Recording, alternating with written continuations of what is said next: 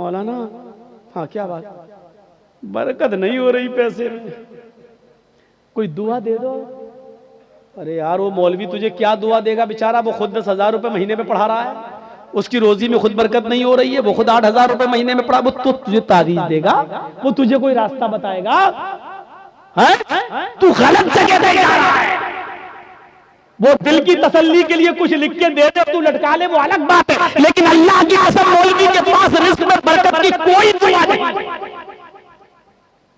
हम तो करे टूट जाता तो अच्छा होता।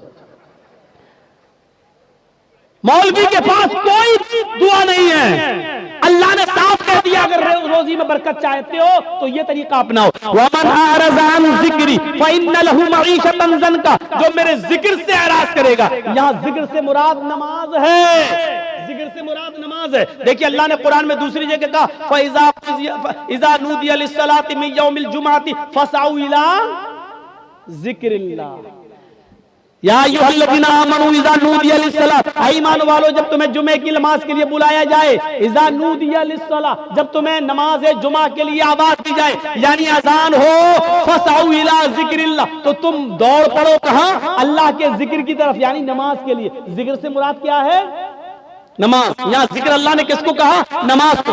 यहाँ अल्लाह ने क्या कहा, वमन अरज़ अन ज़िक्री, जो मेरे जिक्र से मुंह मोड़ेगा, फ़इन्न लहू मईशतन ज़ंका, हम उसकी रोजी तंग कर देंगे। मेरे जिक्र से मुराद नमाज, यानी नमाज के वक्त जो मुंह मोड़ेगा हम उसकी रोजी तंग कर देंगे। आप नमाज पढ़ना शुरू कर दीजिए, रोजी के दरवाजे खुल जाएंगे, रोजी के दरवाजे खुल जाएंगे। अब एराज किसे कहते हैं वो भी सुन लीजिए, मुंह मोड़ना किसे कहते हैं। मिसाल दूं,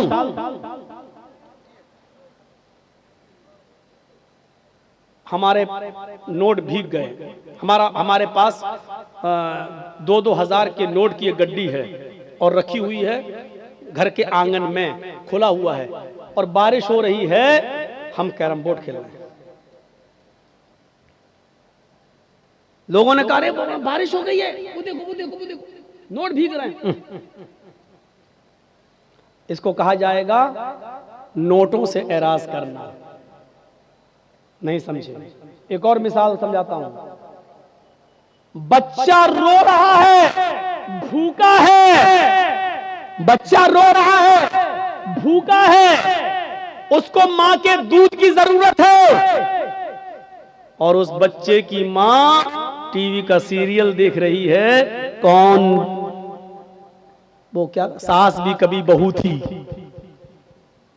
टीवी का सीरियल देख रही है, बच्चा रो रहा है और माँ टीवी के सीरियल में लगी हुई है। नहीं नहीं, बच्चे को उठाऊंगा, दूध पिलाऊंगी तो ये समझ नहीं पाऊंगी, ये बच्चा रो रहा है, माँ देखने में लगी है। इसको कहते हैं बच्चे से एराज करना, यानी माँ को टीवी के सीरियल की फिक्र ज्यादा है, बच्चे की फिक्र ज्यादा नहीं है। हालांकि बच्चे को फेंक नहीं रही है, बच्चे को भगा नहीं रही है, बच्चे को घर से मार भी नहीं, हट चुप चुप देखने दे, चुप चुप मार भी नहीं, लेकिन रोने दे रही है, परवाह नहीं कर रही है, टीवी देखने में लगी है। इसको क्या कहा जाएगा, इसने बच्चे से मुंह फेर लिया, इसने बच्चे से एराज कर लिया। समझ गए ना।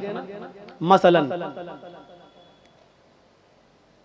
घर में आग लग गई है, हम क्रिकेट खेल रहे हैं, किसी ने बताया तुम्हारे घर में आग लग गई है, फौरन क्रिकेट छोड़ के हमें घर जाना चाहिए, जितना बच गया उसको बचाना चाहिए, जितना जल गया उसके बनाने की फिक्र होनी चाहिए कि नहीं हम इसको बनाएं, उसकी फिक्र नहीं कर रहा है। जो कुछ बच सकता है पानी वानी डाल के उसको बचाना चाहिए, लेकिन नहीं बचा रहा है, क्रिकेट खेलने में लगा है। इसका मतलब क्या है, उसने अपने घर से एराज कर लिया। अब समझ गए होंगे आप कि नमाज से एराज का मतलब क्या है। नमाज से एराज का मतलब यह है, यहाँ हम कैरम बोर्ड खेल रहे हैं और वहां मुअज्जिन कह रहा अल्लाहु अकबर अल्लाहु अकबर, हम अल्लाहु अकबर की आवाज सुनकर भी कैरम बोर्ड खेलने में लगे हैं। इसका मतलब यह है कि हमने नमाज से एराज कर लिया है। हम नमाज का इनकार नहीं कर रहे हैं, लेकिन नमाज के वक्त हम नमाज पढ़ने नहीं जा रहे हैं, यह है नमाज से एराज। यहाँ मैच हो रहा है, इंडिया पाकिस्तान का मैच आ रहा है, यहाँ अज़ान की आवाज आती है, हय्या अलस्सला, आओ नमाज के लिए। हम सोच रहे हैं यार 5 ओवर बाकी रह गया है, हम ये देख लें। अगर ये नहीं देखेंगे, अगर नमाज पढ़ने जाते हैं तो मैच का लुत्फ नहीं ले पाएंगे। कौन हारा कौन जीता ये तो पता चल जाएगा, लेकिन मैच का एक एक बॉल का जो मजा लेना है और एक एक बैट शॉट का जो मजा लेना वो देखकर ही मिलेगा। हमें मालूम है 5 ओवर बह गए हैं, लेकिन 5 ओवर के देखने के चक्कर में हमारी जमात चली जाएगी। ऐसे मौके पर जमात को नजरअंदाज कर देना और मैच को देखते रहना, ये है नमाज से एराज, ये है नमाज से एराज। जो नमाज से एराज करेगा हम उसकी रोजी को तंग कर देंगे। जिन लोगों की रोजी तंग है, यानी पैसा तो बहुत आता है लेकिन रुकता नहीं है, दुनिया का कोई भी मुल्ला और कठ मुल्ला तुम्हें कोई तावीज नहीं दे सकता है। अगर तुम्हें अपना इलाज करना है तो नमाज से एराज बंद करो। अजान की आवाज सुनते ही फौरन मस्जिद की तरफ जाओ और नमाज की अदायगी करो। अल्लाह से के जिक्र से एराज का भयानक अंजाम क्या होता है, उस अंजाम की तरफ मैं तुम्हें लाना चाहता हूं। आपने नाम सुना होगा, उत्तर प्रदेश में एक जिला है जिसका नाम है गाजियाबाद। बाई रोड जब आप गाजियाबाद से दिल्ली जाएंगे, बाई ट्रेन की बात नहीं कर रहा हूं मैं, बाई रोड जब आप गाजियाबाद से दिल्ली जाएंगे तो गाजियाबाद और दिल्ली के बीच में एक कस्बा पड़ता है जिसका नाम है लोनी, जिसका नाम है लोनी। मुसलमानों की अक्सरियत यहां रहती है, मुसलमान ज्यादा इस बस्ती में रहते हैं और सब अल्लाह का शुक्र है ज्यादातर दौलतमंद, पैसे वाले और बड़ी बड़ी कोठियों के मालिक। सन 1995 की बात मैं बता रहा हूं, 1995 की। सुनिए अल्लाह के जिक्र से एराज का नतीजा क्या होता है। अल्लाह का जिक्र से नहीं, नमाज से के वक्त जो नमाज नहीं पढ़ता है तो उससे मुंह मोड़ने का नतीजा क्या होता है, जरा सुनिएगा आप। सन 1995 के अंदर, 1995 के अंदर इस गांव के अंदर 2 सगे भाइयों की शादी होने वाली थी। 2 सगे भाइयों की बारात लोनी से हटकर एक दूसरे गांव में जाना थी और लड़कियां दोनों उसी गांव की थी। एक साथ बारात जाना थी, एक लड़के की बारात इस लड़की की यहां, दूसरे लड़के की बारात दूसरी लड़की की यहां जाना थी। गांव एक ही था और बारात दोनों की एक साथ जाना थी। सिर्फ निकाह से एक दिन पहले इन 2 अमीर बाप के बेटों ने, इन दोनों बेटों ने सोचा क्यों ना हम अपने यार और दोस्तों को बुलाकर आज की रात को रंगीन कर लें और डांस करवा लें, नाच करवाएं, गाने से हम अपनी महफिल को सजाएं। तो इन लोगों ने दिल्ली जाकर, दोनों भाइयों ने दिल्ली जाकर दिल्ली से कुछ तवाइफों को पैसा दिया और पैसा देकर उनको रात भर गाने के लिए और नाचने के लिए वहां से बुक कर लिया और उनको ले आए। इन दोनों भाइयों की गाड़ी आगे आगे चल रही है और तवाइफों की गाड़ी पीछे पीछे चल रही है। लोनी आ जाती है, इशा की नमाज हो चुकी है, महफिल सज गई है, यार दोस्त भी आ गए हैं, पूरे घर के अंदर दोस्त भरे पड़े हैं। दिल्ली से जो तवाइफें आई थी उन्होंने अपना कार्यक्रम शुरू कर दिया। कार्यक्रम शुरू हो गया, नाच शुरू हो गया, गाना शुरू हो गया। तवाइफों ने अपने ठुमके दिखाना शुरू कर दिया, अपनी कमर मटकाना शुरू कर दी। गाने में एक से एक बेशरम और बेहया गाने गाने लगे। ये दोनों भाई और उनके यार दोस्त मजे ले लेकर उस रात का मजा ले रहे हैं, उन तवाइफों के छलकते हुए जिस्म और उनकी कमर के मटकने का और ठुमकों का आनंद ले रहे हैं। रात कब गुजर गई पता नहीं चला, रात कब गुजर गई पता नहीं चला। सुबह फजर की आजान की आवाज आने लगती है, अल्लाहु अकबर, अल्लाहु अकबर, अल्लाहु अकबर, अल्लाहु अकबर। इन दोनों भाइयों के मकान से कोई 200-300 मीटर की दूरी पर मस्जिद है और उस मस्जिद से एक मुअज्जिन आज़ान दे रहा है। उसकी आज़ान की आवाज इस घर में भी आ रही है जहां नाचो गाना हो रहा है। उन तवाइफों ने जब आज़ान की आवाज सुनी तो अपने पायलों की छनकार रोक दी, अपने कमर का ठुमका छोड़ दिया। वो थोड़ी देर के लिए आज़ान को सुनती हैं और खामोश हो जाती हैं। इन दोनों भाइयों ने देखा कि इन तवाइफों ने नाचना छोड़ दिया, इन्होंने गाना छोड़ दिया, ये सीधी खड़ी हो गई हैं। इन तवाइफों के खड़े हो जाने से और खामोश हो जाने से उन दोनों भाइयों को बहुत गुस्सा आया। दोनों भाइयों ने उन तवाइफों से कहा, क्या हुआ, रुक कैसे गई हो? ये ठुमके दिखाना, नाचना और गाना तुमने बंद कैसे कर दिया? उन तवाइफों ने कहा, साहब ये अजान की आवाज आ रही है, अजान की आवाज आ रही है, अजान के एहतराम की वजह से मैं रुक गई हूं। उन तवाइफों, उन भाइयों ने कहा, क्यों रुकी हो? नहीं नाच गाना शुरू करो। इन तवाइफों ने कहा, देखिए साहब, हम भले ही गुनाहगार हैं, हम भले ही मजबूरी में अपने जिस्म की नुमाइश करते हैं और नाचते हैं और गाते हैं, लेकिन इसका ये मतलब नहीं है कि अजान की आवाज का भी हम एहतराम न करें। इतना तो हम मानते हैं, इतना तो डर हमें भी है। साहब थोड़ी देर की तो बात है, अजान हो जाने दीजिए, उसके बाद हम नाचना और गाना शुरू कर देंगे। इन दोनों भाइयों ने जो जवाब दिया वो सुनिए। इन दोनों भाइयों ने जो जवाब दिया वो जवाब ये था, अजान तो दिन भर में 5 मर्तबा होती है, वो तो होती है, वो तो फिर हो जाएगी, लेकिन तुम तो बार बार नहीं आती हो, तुम तो आज आई हो, कल थोड़ी आओगी। मुअज्जिन अपना काम कर रहा हो तो करने दो, तुम अपना काम शुरू करो, चलो नाचो। और इन तवाइफों ने ये सोच कर कि मेरे पूरी रात की मजदूरी कहीं ये न मार ले, पैसा न दे, इसलिए उन्होंने अपने कमर को फिर मटकाना शुरू कर दिया, फिर ठुमके लगाना शुरू कर दिया और नाचना फिर शुरू कर दिया।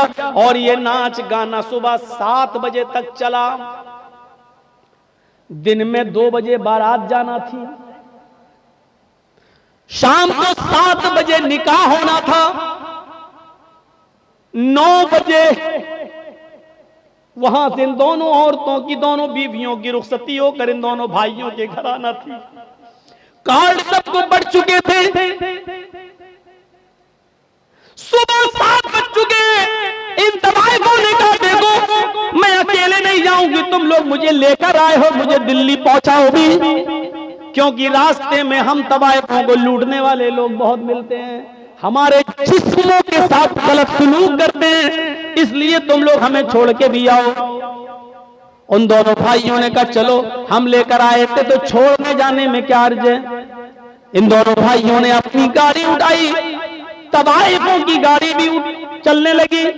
अब तवाइफों की गाड़ी आगे आगे चल रही है और इन दोनों भाइयों की गाड़ी पीछे पीछे चल रही है, ताकि इन तवाइफों को आगे से अगर पीछे कर दें तो हम तो आगे निकल जाओ, पीछे से इनका फर हो जाए नहीं। तो इन तवाइफों से कहा, तुम आगे आगे चलो। तवाइफों की गाड़ी आगे आगे चल रही है और इन दोनों भाइयों की गाड़ी पीछे पीछे चल रही है। सर्दियों के दिन है, कोहरा बहुत पड़ रहा है, सामने से ट्रक आ रहा है। सामने से ट्रक आने की वजह से तवाइफों के ड्राइवर ने थोड़ा सा क्रॉस किया और गाड़ी को निकाल लिया, लेकिन इन दोनों भाइयों के ड्राइवर ने शराब भी रखी थी, रात भर शराब का जाम पीता रहा और नाचो गाना देखता रहा। ये सही से क्रॉस नहीं कर पाया और आने वाले ट्रक ने इतनी जोर से धक्का मारा इन दोनों भाइयों की गाड़ी में कि गाड़ी जंपिंग करते हुए 25-30 फीट दूर जाके गिरती है और बिल्कुल ध्वस्त हो जाती है, बिल्कुल खत्म हो जाती है। जब इन दोनों भाइयों की लाशों को निकाला गया तो अल्लाह की कसम पहचान में नहीं आ रहा था कि बड़े भाई की लाश कौन सी है और छोटे भाई की लाश कौन सी है।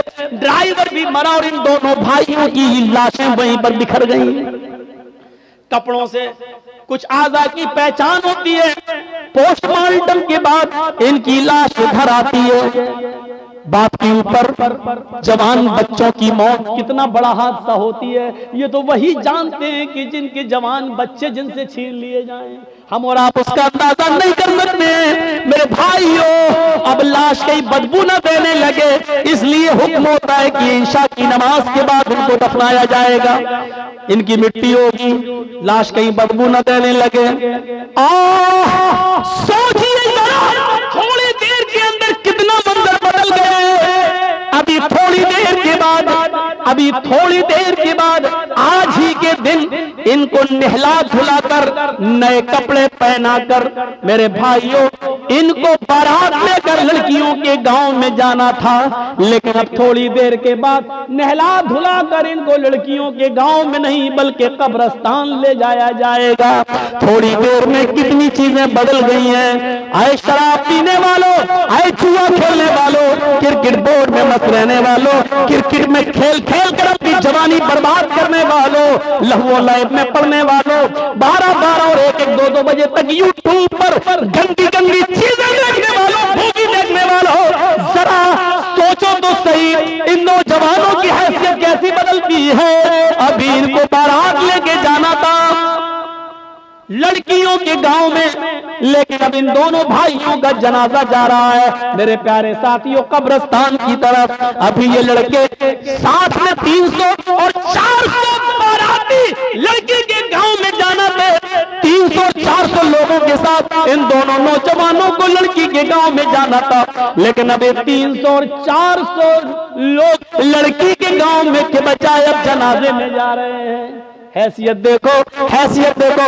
अभी इन दोनों लड़कों को ससुराल से आए हुए कपड़े पहनना थे, नए कपड़े पहनकर बारात में जाना था, लेकिन अब इन दोनों लड़कों के जिस्मों पर ससुराल से कपड़े नहीं बल्कि सफेद रंग का कफन पहनाकर इनको कब्रिस्तान की तरफ ले जाया जा रहा है। मेरे भाइयों, हैसियत बदल गई। ये नमाज के वक्त इन लोगों ने तवाइफों के नाच को मुंह चला चला के कहा, नाचो नाचो। मौज़िन तो 5 टाइम अजान देता है, तुम तो रोज रोज थोड़ी आती हो। अब सुनो, अजान के टाइम पर क्रिकेट खेलने वालों, तुम भी अपने अमल से ये जाहिर कर रहे हो, अजान तो 5 बार होती है, क्रिकेट रोज रोज थोड़ी होता है। आए कैरम बोर्ड खेलने वालों और मैच देखने वालों, तुम भी अपने अमल से ये साबित कर रहे हो कि अजान तो 5 बार होती है, मैच बार बार थोड़ी होता है। आज देख लेता हूं फिर थोड़ी एक मिलेगा। तुम भी अपने अमल से यही साबित कर रहे हो। याद रखना, जो इन नौजवानों का हाल हुआ है, कल तुम्हारे साथ भी हादसा हो सकता है, हादसा किसी के साथ भी हो सकता है। वमन अरज़ान ज़िक्री फ़इन्न लहू मईशतन ज़ंका, जो मेरे जिक्र से एराज़ करेगा हम उसकी रोजी को तंग कर देंगे।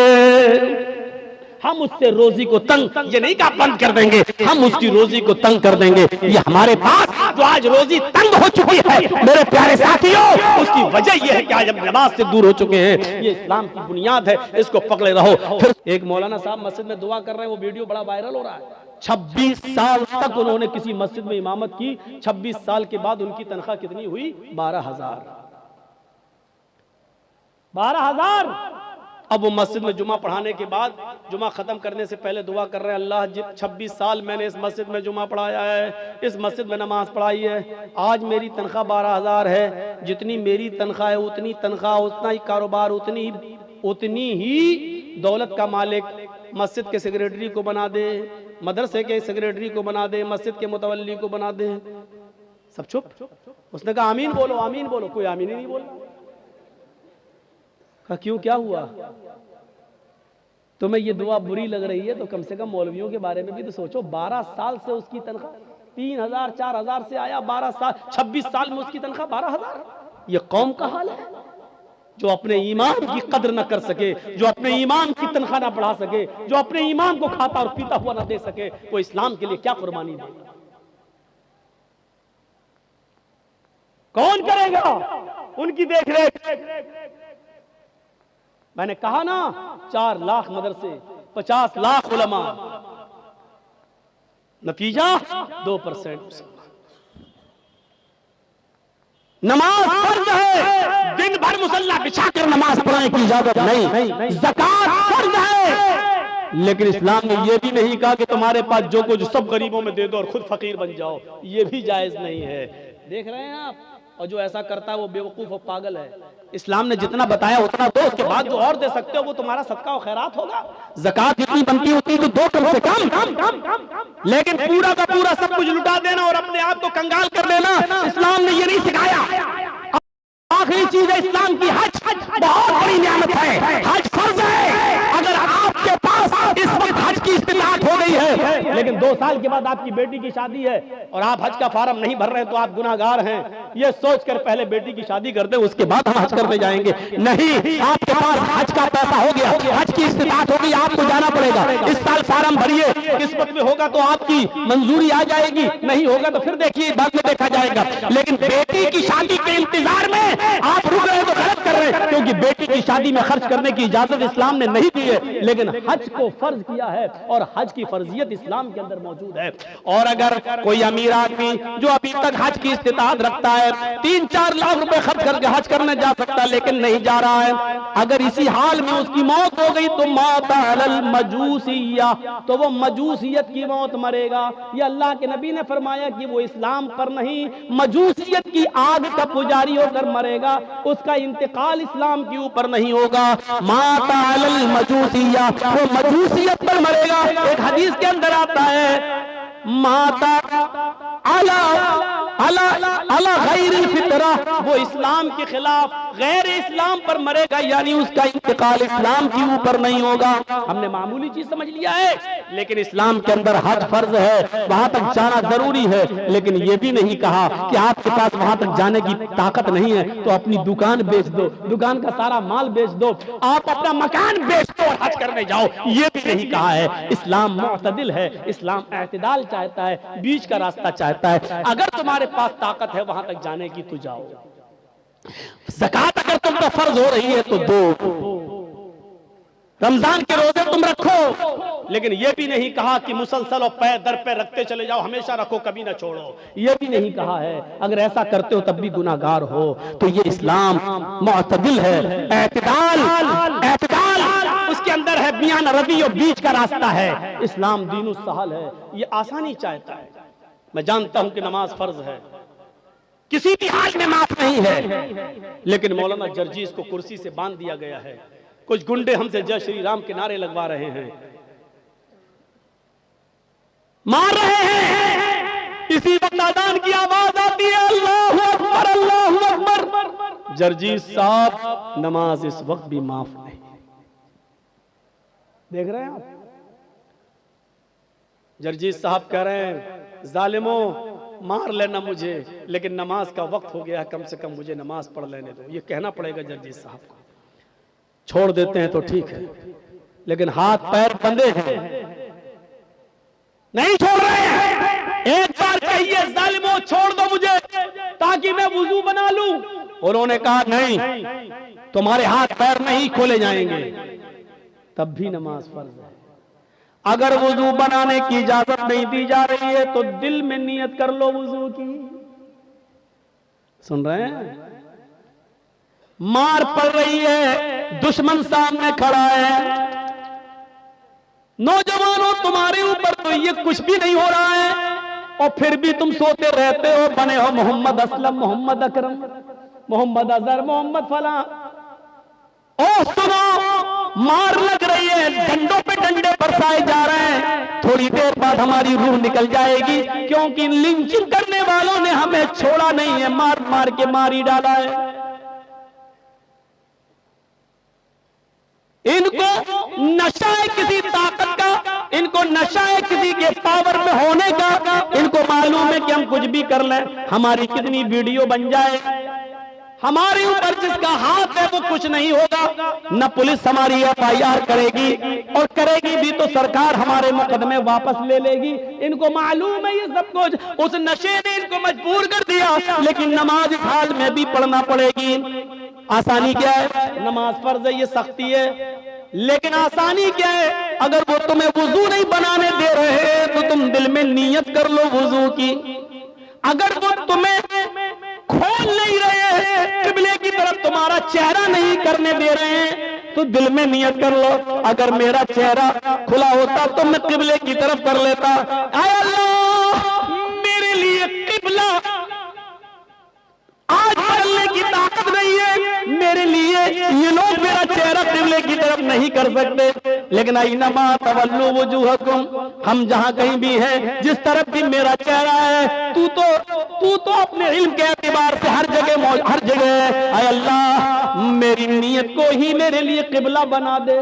लेकिन नमाज फिर भी पढ़ना पड़ेगी। अल्लाहु अकबर कहने के लिए हाथ हाथ पैर बांध दिए गए हैं तो जबान से ही कह दो अल्लाहू अकबर। हाथ नहीं बांध पा रहे हो तो मत बांधो। अब अगर तुम्हें हाथ बांध कर दुआएं नहीं पढ़ने का मौका मिल रहा है तो ऐसे ही पढ़ते रहो जबान से अल्हम्दुलिल्लाहि रब्बिल आलमीन अर्रहमानिर रहीम मालिकी यौमिद्दीन। नमाज इस हाल में भी तुम्हें पढ़ना पड़ेगी। आसानी यह है कि जिस कंडीशन में हो उसी कंडीशन में पढ़ लो, लेकिन माफ नहीं है।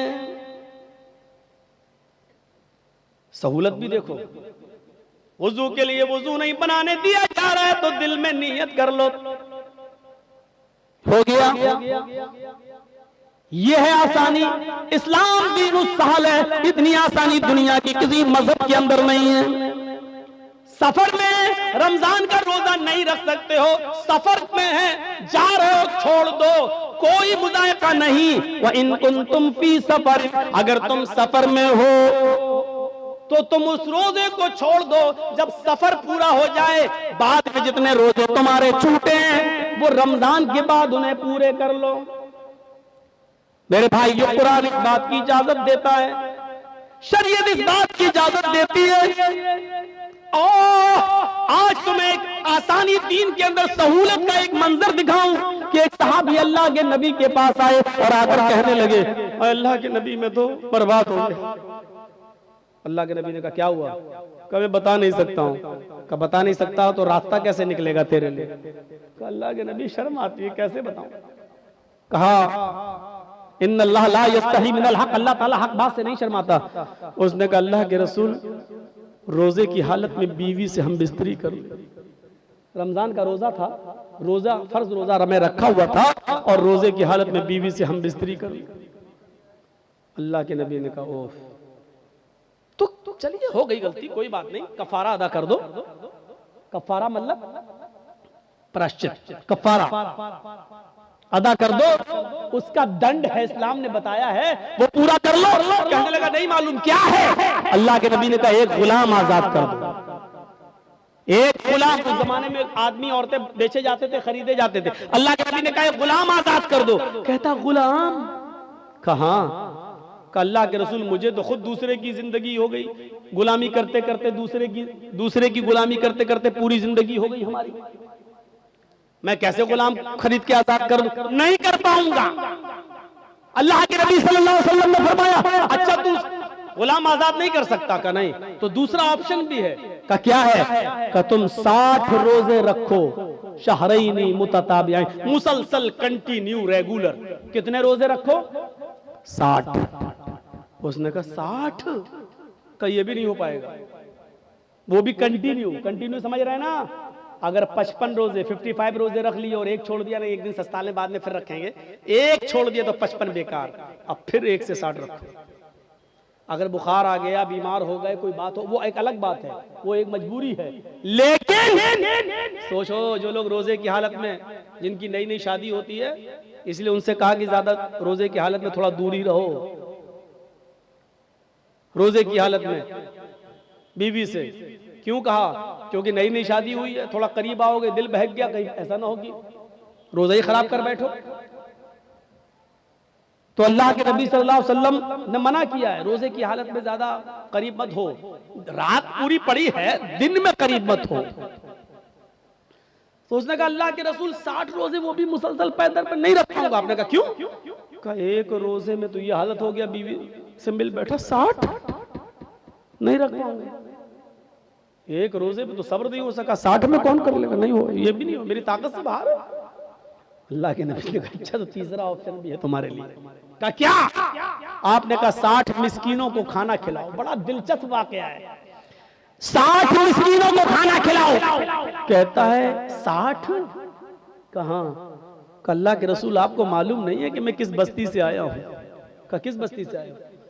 अल्लाह के रसूल मैं फला फला बस्ती का रहने वाला हूं और मेरा हाल ये है कि सुबह अगर खा लेता हूं तो शाम को भूखा सोता हूं, और शाम को अगर खाने को मिल जाए तो सुबह नहीं मिलता है। एक टाइम नसीब है, एक टाइम नहीं। और आप हमसे कह रहे हैं 60 मिस्कीनों को खाना खिलाओ। अरे हमें तो 2 टाइम खाना नसीब नहीं हो रहा, 60 को कहां से खिलाऊंगा? अल्लाह के नबी ने कहा यही 3 रास्ते थे, चलो एक और रास्ता निकालता हूं तुम्हारे लिए। नमाज का वक्त हुआ, नमाज पढ़ने साहबा आए।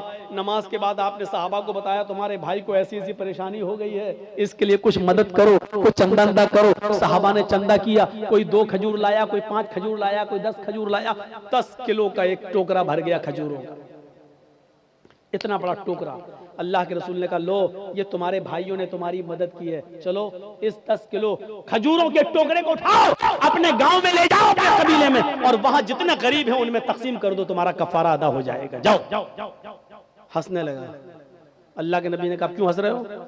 अल्लाह के रसूल आपने कहा अपने गाँव में ले जाओ और गरीबों में बांट दो। कहा? कहा अल्लाह की कसम मुझसे ज्यादा गरीब मेरे पूरे गाँव में कोई है ही नहीं। क्या बोला? अल्लाह की कसम, अल्लाह की कसम पूरे गांव में मुझसे ज्यादा गरीब मेरे पूरे गांव में कोई नहीं है। ये सुनकर अल्लाह के नबी भी हंस दिए, साहबा भी हंस पड़े। अल्लाह के नबी ने कहा अच्छा जाओ तुम ही खा लो और अपने बच्चों को खिला दो, जाओ कफारा अदा हो जाएगा। गुनाह भी कर बैठा, वो जिसको कहते हैं हम बिस्तरी बीवी से हम बिस्तरी भी कर बैठा, बहुत गुनाह कर बैठा। गुलाम आजाद करने की भी ताकत नहीं रही, 60 रोजे भी नहीं रख सकता, मिस्कीनों को खाना भी नहीं खिला सकता। अब लोगों से चंदा भी हुआ तो चंदे को भी बांटना नहीं चाह रहा। कह रहा अल्लाह के रसूल किसको था? गरीबों में बांटने का हुक्म है ना, गरीबों में कैसे बांटू? मुझसे ज्यादा तो कोई गरीब है ही नहीं मेरे पूरे गांव में। तो अल्लाह के रसूल ने कहा जब तुझसे ज्यादा कोई नहीं है तो ये तेरे ही लिए जायज हो गया, तेरे बच्चों के लिए जायज हो गया, जा खा ले और तेरा गुनाह भी माफ, तेरा वो कफारा भी अदा हो जाएगा। जरा तसव्वुर करो कि इससे ज्यादा सहूलत और इससे ज्यादा आसानी हमें और आपको कहां मिलेगी? ये इस्लाम है, इस्लाम, ये दीनो सहल है, दीनो सहल। इसलिए मेरे भाइयों इस पर अमल करिए। और एक चीज मैं आज आपको जरूर बताना चाहता हूं, उससे आपको इबरत मिलेगी।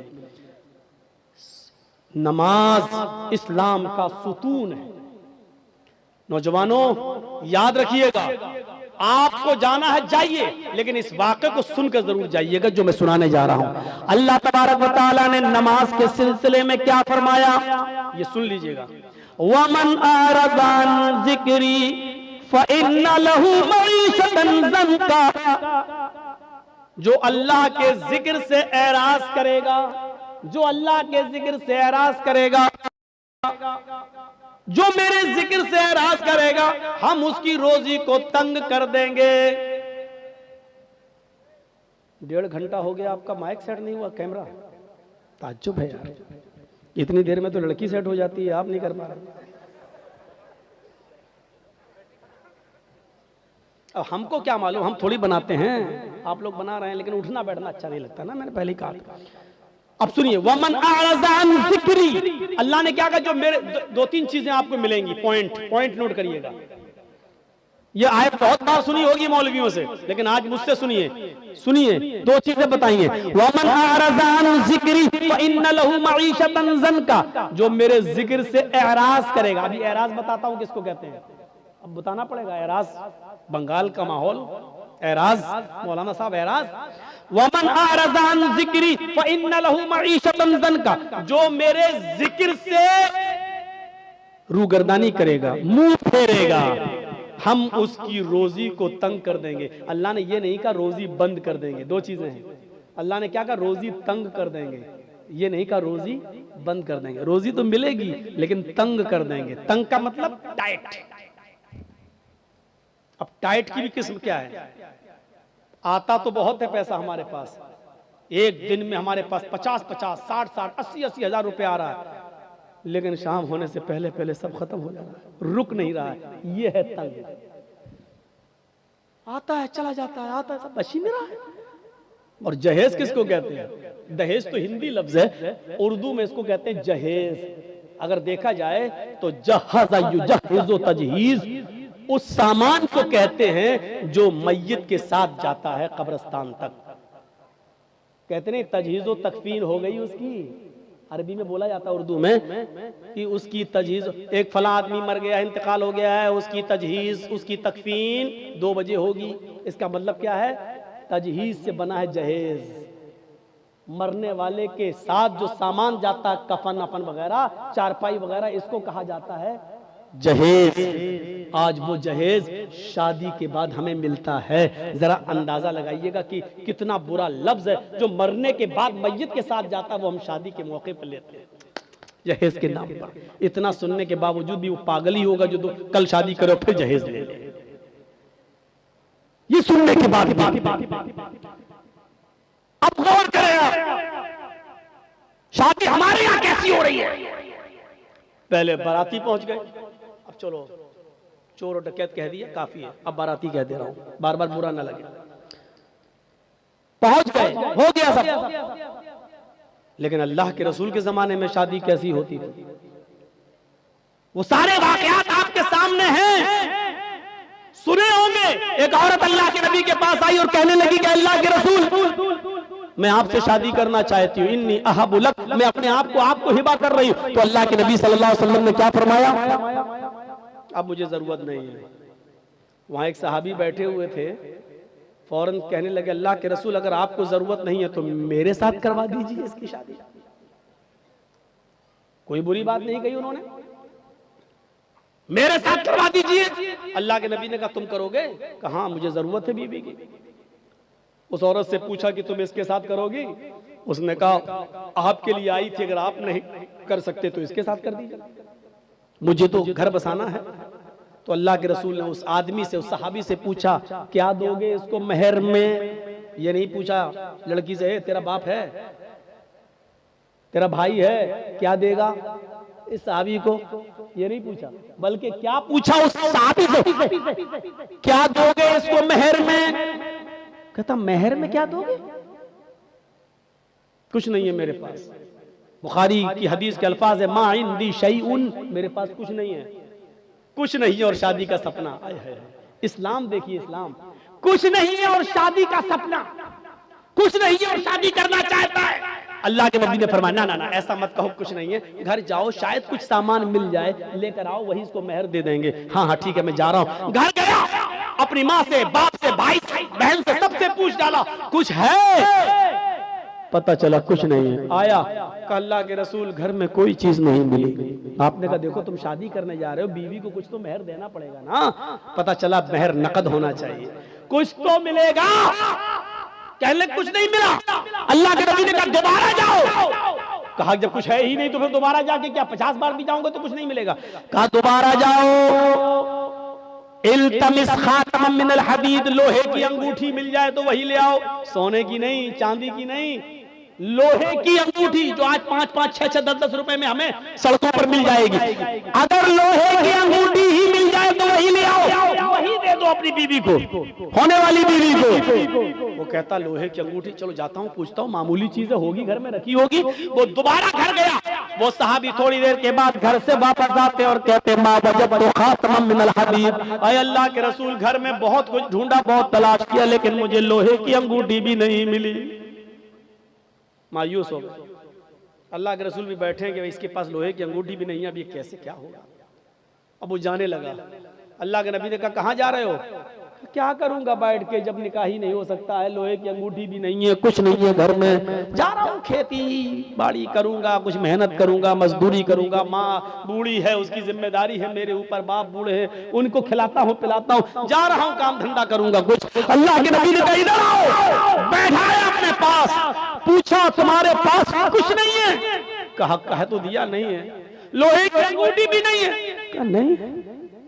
का अच्छा सोचो, एक बार और सोचो, कुछ है, दिमाग दाओ। हाँ हाँ है। का क्या है। इंदी इजारुन, एक लुंगी है, तहबंद है, एक तहबंद है, लाओ लाओ लाओ लाओ, इसको दे दो, चलो वही दे दो। क्या कहता है मालूम है, वही दे दो। जब वो दे दूंगा तो मैं क्या पहनूंगा, जब सोता हूं तो वही तो पहनता हूं, जब इसको दे दूंगा तो मेरे पास क्या रहेगा। तो अल्लाह के नबी ने कहा फिर क्यों कह रहे हो कि कुछ है। कहा आपने पूछा तो मैंने कह दिया वही है, उसको मैं पहन के सोता हूं, तो फिर उसको वो भी नहीं दे सकते हो। तो उसने कहा पूरा नहीं दे सकता हूं, 2 टुकड़े कर देता हूं, आधा दे दूंगा इसको। अब अल्लाह के रसूल की मुस्कुराहट निकल गई, हंसी आ गई। आधा दोगे बेचारी, आधा का क्या करेगी वो, आधा किस काम का, और जब फाड़ दोगे तो आधा तुम क्या करोगे, तुम्हारे किस काम का। किसी काम का हो या ना हो, कम से कम खेत में बिछा तो लेंगे, बैठ तो जाएंगे, बांधने के लायक नहीं रहेगा तो क्या क्या हुआ, कम से कम जमीन पर बिछा के बैठ तो सकते हैं। पूरा नहीं दे सकता हूं मैं, दूंगा तो आधा। अल्लाह के नबी ने कहा आधा ना उसके कोई काम का ना आधा तेरे कोई काम का। नहीं नहीं, ये तो नहीं लूंगा। अच्छा ये बताओ कुरान कितना याद है? ओह नौजवानों सुनो, वीडियो बनाने वालों सुनो, अपने अपने कैमरों में कैद करने वालों सुनो, सुनना और पूरी तकरीर मत सुनना, बस वही सुनते रहना कि सबसे बड़ा सख्त अजाब उसको होगा जो दुनिया में तस्वीरें। पूरी तकरीर मत सुनना, बस यही सुनते रहना। ये जुमले तुम्हें थप्पड़ मारते रहेंगे जब तक दूसरे साल हमें बुला नहीं लो, तब तक वही हदीस तुम्हें थप्पड़ मारती रहेगी कि हम क्या क्या करते हो, कितने बड़े बड़े गुनाह करते हैं। सुनो, कहा कुरान तुम्हें कितना याद है। सोना नहीं, चांदी नहीं, कपड़ा नहीं, दौलत नहीं, यहां तक कि बीवी को देने के लिए लोहे की अंगूठी भी नहीं। इतना गरीब घर का सहाबी, लेकिन जब उससे पूछा कि तुम्हें कुरान कितना याद है, सर उठाता है, कहता है अल्लाह के रसूल मुझे सूरह मुल्क याद है, मुझे सूरह हश्र याद है, मुझे सूरह जुमा याद है, मुझे सूरह मुनाफिकून याद है, मुझे सूरह नबा याद है, मुझे सूरह क़यामा याद है।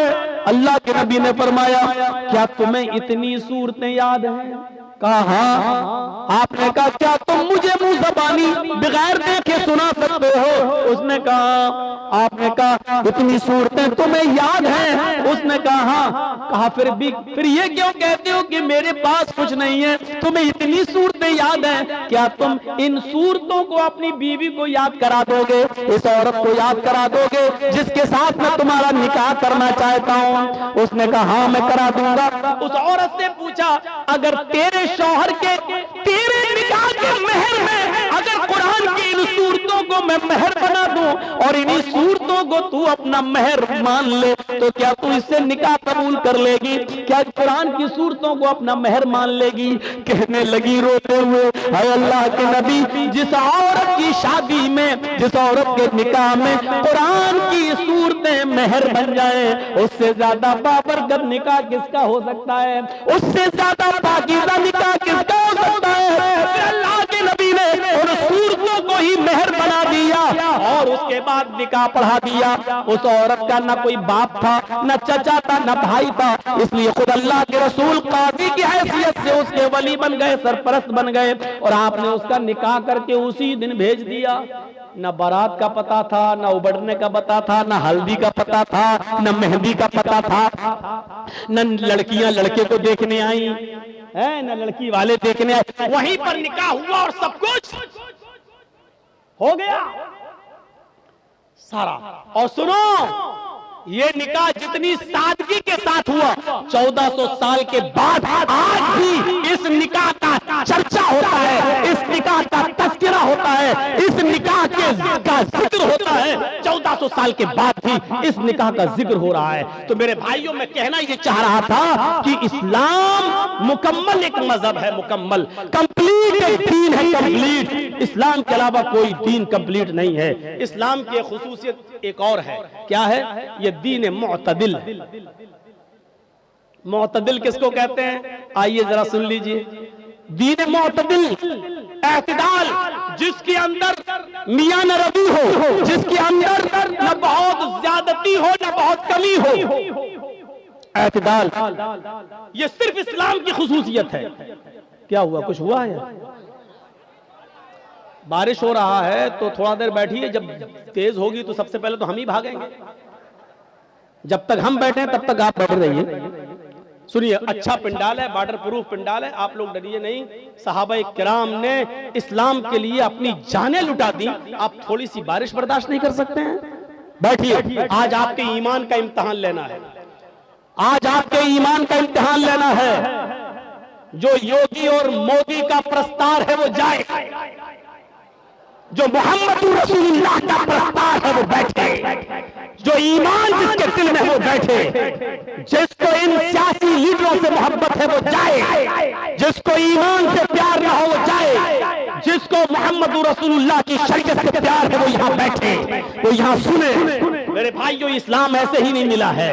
ऐसे ही नहीं मिला है। सहाबा की कुर्बानियों के बाद, उनकी गर्दनें कटने के बाद, उनकी शहादतों के बाद भी इस्लाम हम तक आया है। सुमैया रज़ी अल्लाह ताला अन्हा ने अपनी शर्मगाह में नेज़ा दाखिल करवाया था, लेकिन अल्लाह अल्लाह कहती रही थी। उसके दोनों पैर बांध दिए गए थे, चीर दी गई, जिस्म के दो टुकड़े कर दिए गए, लेकिन इस्लाम को नहीं छोड़ा। आओ, तुम सुमैया जैसी सहाबियात के ईमान पे भरोसा करते हो तो बैठो, इनकी तरह ईमान अगर तुम्हारे दिलों में मौजूद है तो बैठो और देखता हूं कि कौन है जो बारिश के चंद कतरों से डर के भागता है और कौन है जो अपने ईमान की मजबूती का सबूत पेश करता है। मेरे प्यारे साथियों, आपको बैठना होगा और जिसको जाना हो जाए, जिसके जेब में नोटों की गड्डी हो और बारिश के कतरों से उसके भीग जाने का डर हो, वो जाए यहां से।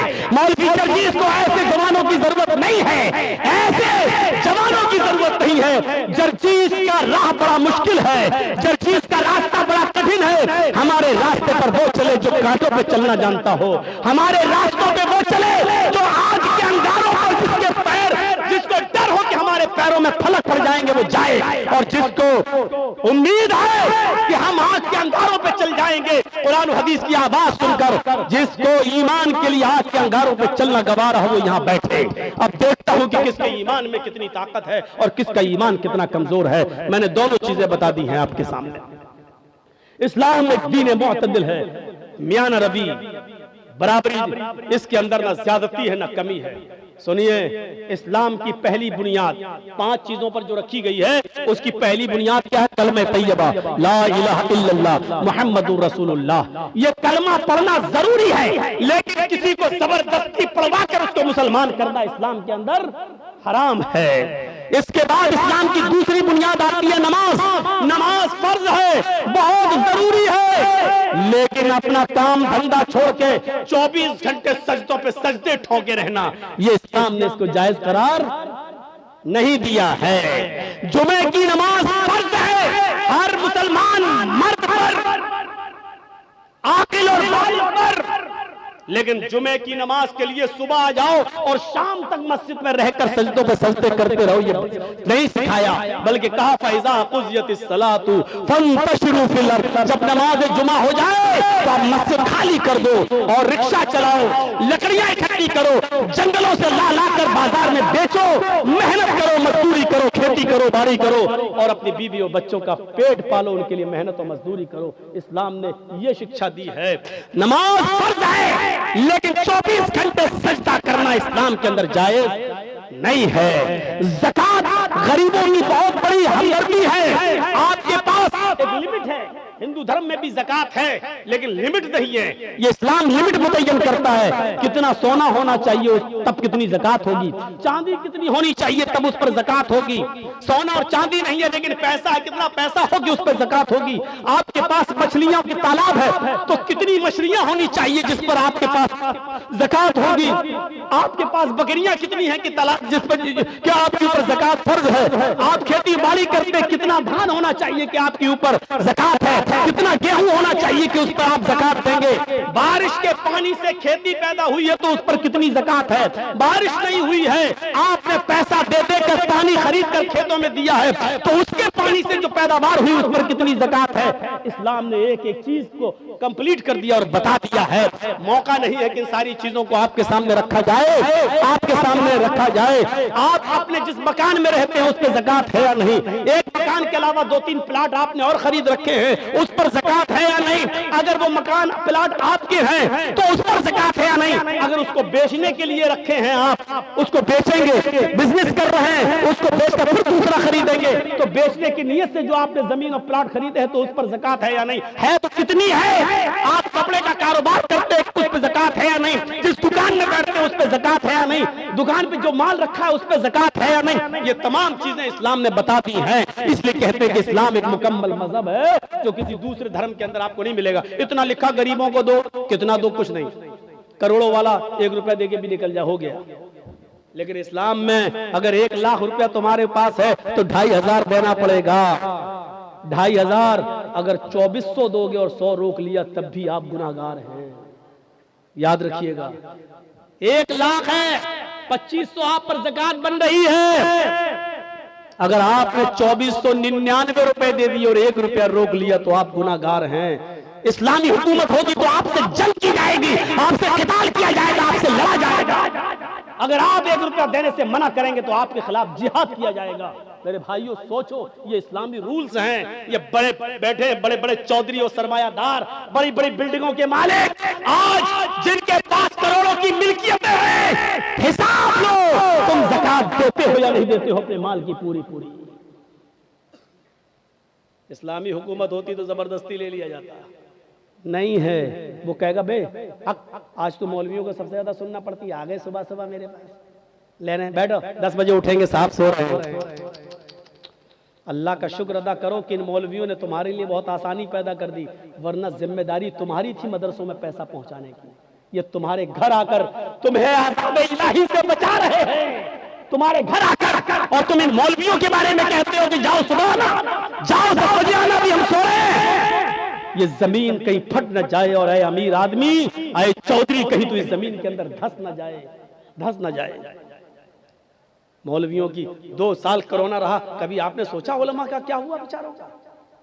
जो मदरसे बंद हुए उनका बारे में सोचा कभी आप? फिर सुनो, या अय्युहल्लज़ीना आमनू उदखुलू फिस्सिल्मि काफ़ा, ईमान वालों तुम इस्लाम के अंदर पूरे के पूरे दाखिल हो जाओ। हमें इस्लाम के अंदर पूरा का पूरा दाखिल होना है, आधा अधूरा नहीं, पूरा का पूरा दाखिल होने का मतलब समझते हैं? मैंने कहीं मिसाल दी थी, आपको भी दे दूं। पूरा का पूरा इस्लाम, ये एक खंबा है, ये जो लगा है जिस पर लाइट लगी है, ये खंबा है। मान लो ये बिजली का पोल है, बिजली का पोल है, और इसके बगल में आम का एक दरख्त है, आम का दरख्त। आप क्या कहेंगे? ये आम का दरख्त है, ये बिजली का खंबा है, बिजली का पोल है। आंधी आई या तेज हवा चली, जैसे अभी थोड़ी सी बारिश हो गई, तेज हवा चली और आम के पेड़ से चंद पत्ते, 10, 15, 20 पत्ते टूटकर बिजली के पोल पे चिपक गए। तो इन 10, 15 पत्ते जो चिपक गए, तो इन पत्तों को देखकर क्या कोई इस बिजली के पोल को आम का पेड़ कहेगा? हमसे कोई पूछे साहब ये क्या है, आम का पेड़ है, तो क्या कहेगा आदमी? मौलाना जर्जीस पागल हो गए, उनको पागल खाने में भर्ती करो। अरे ये आम का पेड़ नहीं है, ये बिजली का पोल है। नहीं साहब, इस पे तो आम के पत्ते लगे हुए हैं। अरे 10-15 पत्ते वो वहां से गिरे, इस पे चिपक गए, तो 10-15-20 पत्तों के चिपकने की वजह से एक बिजली का पोल आम का दरख्त नहीं हो सकता है। सही बात है ना? तो 2-4 नमाजें पढ़ लेने से और 2-4 रोजा रख लेने से हम और आप मुसलमान कैसे हो सकते हैं? ये सही नहीं है मौलाना साहब। क्यों? मिसाल तो आप ही की है, आप ही ने कहा सही है। ये बिजली का पोल आम का पेड़ क्यों नहीं है? इसका जवाब ये है, इसलिए नहीं है कि आम का पेड़ उस वक्त कहलाएगा जब वो उसकी जड़ भी आम की हो, उसका तना भी आम का हो, उसमें शाखें भी आम की हो, उसमें पत्ते भी आम के हों, और उसमें फल भी आम का लगता हो, तब उसको कहा जाता है आम का पेड़। तो सुन लो मुसलमान, आपको तब कहा जाएगा जब आपकी जड़ इस्लामी हो, आपका उठना, आपका बैठना, आपका लेटना, आपका सोना, आपका जागना, आपका खाना, आपका पीना, आपकी इबादत, आपकी नमाज, आपके रोजे, आपके हज, आपकी ज़कातें, ये सब जब तक अपने जड़ से इस्लामी नहीं होंगी, तब तक हमें और आपको भी मुसलमान नहीं खा जाएगा। जिस तरह चंद पत्तों के चिपक जाने की वजह से बिजली का पोल आम का पेड़ नहीं हो सकता, उसी तरीके से चंद इबादतें कर लेने की वजह से हम और आप पक्के मुसलमान नहीं। कुरान ने क्या कहा? मुसलमान मत बनो, या अय्युहल्लज़ीना आमनू उदखुलू फिस्सिल्मि काफ़ा, पूरे के पूरे इस्लाम के अंदर दाखिल हो जाओ। कैसे? एक गिलास उठाइए, मिसाल देता हूं। ये गिलास है, इसमें हम एक पत्थर है डाल देते हैं, ये लीजिए। अब आए नहीं रहा, मोबाइल ही छोटा। चलिए मान लीजिए हमने एक पत्थर उठाया, इस पे पानी भरा हुआ है, और एक पत्थर हमने इसके अंदर डाल दिया। दिख रहा है गिलास के अंदर पत्थर पड़ा है। 2 दिन के बाद आए, देख रहे हैं पर भी पत्थर पड़ा हुआ है। 2 दिन के बाद हमने निकाला और फेंक दिया। हमारा इस्लाम से ऐसा ताल्लुक नहीं होना चाहिए कि जब चाहें हम इस्लाम के अंदर दाखिल हो जाएं और जब चाहें हमको इस्लाम से निकाल दिया जाए। ऐसा नहीं होना चाहिए। ये पानी का एक गिलास है, जलेबी तो खाते ही होंगे, जलेबी में रंग पड़ता है ना, कलर, गुलाब जामुन वगैरह में, बूंदी वगैरह में, आप जो खाने वाला रंग है 2 रुपए का रंग ले आइए और इस पानी में डाल दीजिए और पानी रख दीजिए। अगर लाल रंग डाला है तो पानी कैसा हो जाएगा? लाल। ग्रीन कलर डाला है तो पानी कैसा हो जाएगा? ग्रीन। येलो कलर डाला है तो पानी कैसा हो जाएगा? येलो, पीला। अब आप, क्या आपके बाप भी रंग को पानी से अलग नहीं कर पाएंगे? करके दिखाओ। क्यों? पानी में जब रंग पड़ गया तो पानी ने फौरन रंग को अपने अंदर जज्ब कर लिया और रंग ने भी पानी को अपने रंग में ढाल लिया। दोनों तरफ से बात हुई ना। पानी में रंग डाला गया, पानी ने फौरन रंग को अपने अंदर जज्ब कर लिया, लेकिन रंग ने भी पानी को अपने रंग में ढाल लिया। अब आप रंग को अलग करना चाहो पानी से तो रंग पानी से अलग नहीं हो सकता, और पानी को अलग करना चाहो रंग से तो पानी भी अलग नहीं हो सकता। फेंक दोगे, बेकार हो सकता है, लेकिन अलग नहीं हो सकता है।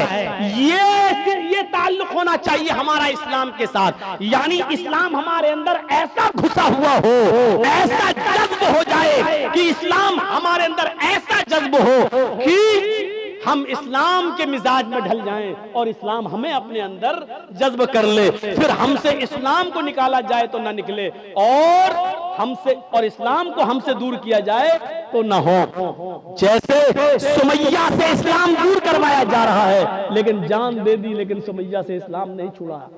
हजरत बिलाल पे इस्लाम छुड़ाया जा रहा है, लेकिन बिलाल ने कहा जान दे देंगे लेकिन इस्लाम नहीं छोड़ेंगे। मेरे प्यारे साथियों, इस्लाम के साथ हमारा ताल्लुक रंग और पानी की तरह होना चाहिए कि हमसे इस्लाम दूर किया जाए तो ना हो, और इस्लाम से हमको दूर किया जाए तो हमको दूर न किया जा सके। ताल्लुक होना चाहिए हमारा इस्लाम के साथ। मेरे प्यारे भाइयों, ये इस्लाम के ताल्लुक से मैंने चंद बातें आपके सामने रखी हैं। इस्लाम ये मजहब है, इस मजहब को पहचानो। 2 घंटे की तकरीर में और कितनी बातें आपके सामने कही जा सकती हैं। मेरे भाइयों, सोचो, गौर करना चाहिए हमें और आपको। फिर कभी आप बुलाएंगे तो फिर दूसरे टॉपिक को उछालेंगे। आज हमने सिर्फ इसलिए इस्लाम के ताल्लुक से बातें बताई हैं कि इस्लाम हमारा मजहब है, इसलिए हमें इससे जुड़ना चाहिए और इस्लाम अपने अंदर ऐसा जज्ब कर लेना चाहिए कि इस्लाम हम में घुल जाए। हमारा उठना, हमारा बैठना। एक बात और सुन लीजिए, अब इस्लाम लाने के बाद, इस्लाम लाने से पहले जो गलती किए थे आप, वो काबिले माफ हैं, वो काबिले अफू दरगुजर हैं, लेकिन इस्लाम लाने के बाद अब आप सोच समझ कर कदम कीजिए, कदम उठाइए, क्योंकि इस्लाम लाने के से पहले जितने गुनाह होते इस्लाम लाने के बाद माफ हो जाते, लेकिन इस्लाम लाने के बाद सोच समझ के कदम उठाया जाता है। आपने स्कूल में पढ़ने वाले बच्चे को देखा है? स्कूल में पढ़ने आता बच्चा नर्सरी में पढ़ता है, फिर एलकेजी में आता, फिर यूकेजी में आता, फिर फर्स्ट में आता, फिर सेकंड में आता है। जब तक बच्चा 5th में नहीं आता उसको पेंसिल दी जाती है, पेंसिल, और रेजर दिया जाता है मिटाने के लिए। ए लिखो, बच्चा ए लिखता है, गलत लिख दिया, मिटाओ। बी लिखो, गलत लिख दिया, मिटाओ। बच्चा गलती बार बार करता है, रेजर से उसको मिटा दिया जाता है।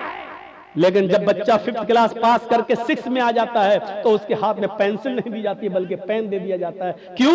रेजर नहीं होती है उसके हाथ में। क्यों?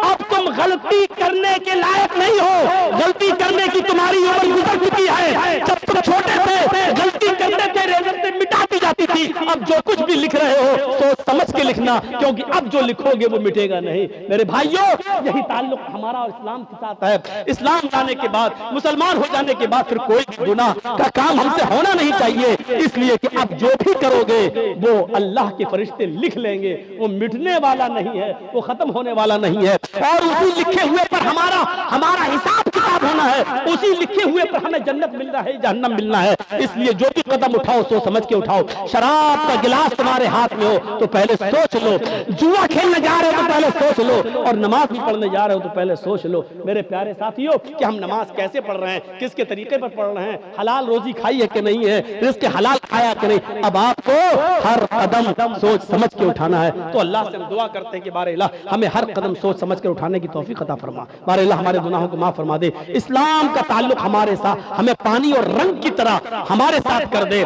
कि रंग को पानी से अलग नहीं किया जा सकता, और पानी से रंग को अलग नहीं किया जा सकता। अल्लाह ऐसे ही इस्लाम हमारे अंदर दाखिल कर दे कि ना इस्लाम हमसे दूर हो, हम इस्लाम से दूर हो। बारे अल्लाह हमारे नौजवानों की इस्लाह फरमा, अल्लाह इनको 5 वक्त नमाजी बना दे, अल्लाह रिज़्क़ हलाल की तौफीक अता फरमा, अल्लाह हमें इस्लाम की इज्जत करने की तौफीक अता फरमा और इस्लाम को दूसरों तक पहुंचाने की तौफीक अता फरमा।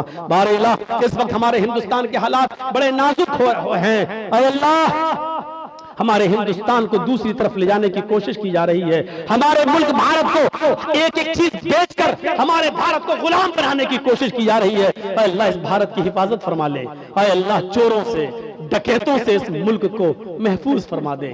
अल्लाह ये मुल्क हिंदू और मुसलमान, सिख और ईसाई सब ने मिलकर लड़कर आजाद कराया था।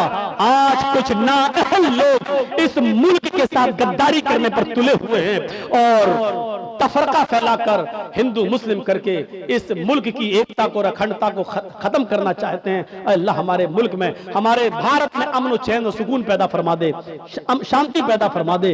अल्लाह जो इस मुल्क को मिटाने की कोशिश कर रहे हैं तो उनको मिटा दे। अल्लाह जो भारत को मिटाना चाहते हैं तो उनको मिटा दे।